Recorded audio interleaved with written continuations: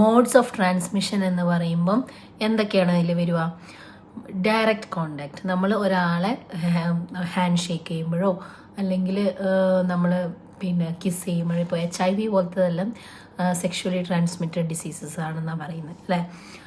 അപ്പം അങ്ങനെയാണ് ഡയറക്റ്റ് കോണ്ടാക്റ്റിൽ വരുന്നത്.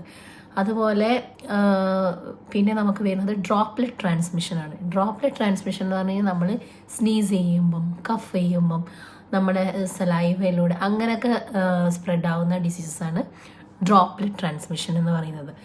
പിന്നെ നമുക്ക് പറയാവുന്നത് എന്താണ്? Airborne transmission. നമ്മൾ പറയില്ല ചില അണുക്കൾ കാറ്റിലൂടെയൊക്കെ ഇങ്ങനെ സ്പ്രെഡ് ആവും. സോ എയർബോൺ ട്രാൻസ്മിഷൻ എന്നുള്ളത് അങ്ങനെയാണ് വരുന്നത്. ഈ മീസിൽസ് പോലത്തെ അസുഖങ്ങളാണ് ഈ എയർബോൺ ട്രാൻസ്മിഷനിൽ വരുന്നത്. ദെൻ പിന്നെ vector borne transmission. Vector borne transmission എന്ന് പറഞ്ഞു കഴിഞ്ഞാൽ എന്താണ്? ഈ കൊതുകിലൂടെ നമ്മൾ ഈ ഡെങ്കി ഫീവർ ഇതൊക്കെ കൊതുകിലൂടെ വരുന്നതെന്നാണ് പറയുന്നത് അല്ലേ. ദെൻ അപ്പം ഇതൊക്കെയാണ് എന്താ പറയുക ട്രാൻസ്മിഷൻ ടൈപ്പ് ഓഫ് ട്രാൻസ്മിഷൻസിൽ വരുന്നത്. പിന്നെ ട്രാൻസ്മിഷൻ്റെ ഒരു സൈക്കിള് ഞാൻ ആദ്യം പറഞ്ഞിട്ടുണ്ടായിരുന്നു അല്ലേ, എങ്ങനെയാണെന്നുള്ളത്.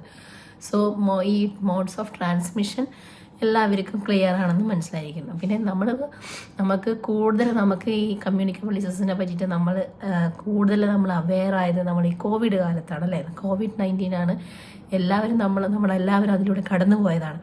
സോ കോവിഡ് കാലഘട്ടത്തിലാണ് നമ്മൾ പുതിയൊരു ലൈഫ് സ്റ്റൈൽ നമ്മൾ പ്രാക്ടീസ് ചെയ്ത് തുടങ്ങിയത് അല്ലേ.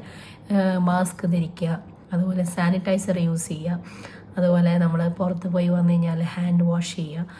ദെൻ പിന്നെ നമ്മളൊരു റീസണബിൾ ഡിസ്റ്റൻസിൽ നമ്മൾ ആൾക്കാരുടെ അടുത്ത് നിൽക്കുക എന്നിങ്ങനെയുള്ള പല കാര്യങ്ങളും നമ്മൾ പ്രാക്ടീസ് ചെയ്ത് തുടങ്ങിയത് നമ്മുടെ കോവിഡ് കാലഘട്ടത്തിലാണ്.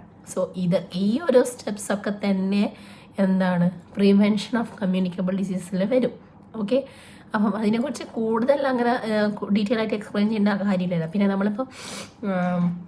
നമ്മൾ ഈ ഹാൻഡ് വാഷിൻ്റെ കാര്യം പറഞ്ഞപ്പോൾ എനിക്ക് തോന്നിയിട്ടുള്ളത് ഹാൻഡ് വാഷിൻ്റെ കാര്യം നമ്മൾ പൊതുവെ അത്ര ശ്രദ്ധയിൽ നമ്മൾ കുറച്ച് സില്ലി ആയിട്ട് വിടുന്ന ഒരു കാര്യമായിട്ടാണ് എനിക്ക് തോന്നിയിട്ടുള്ളത്.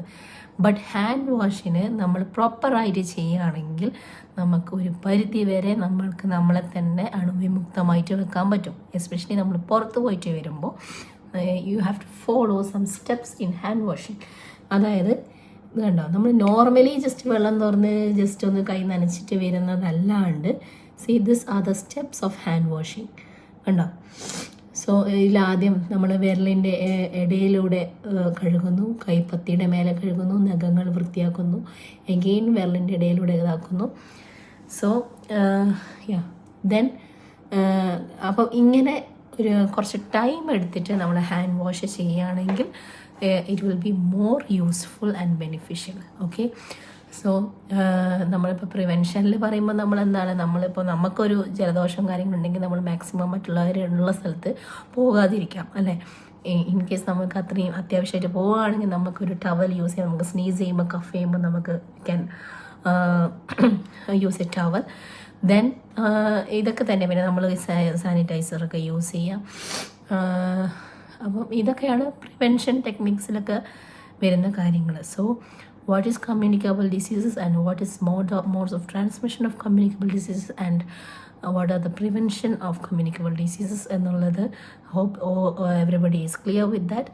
So thank you all. Have a nice day.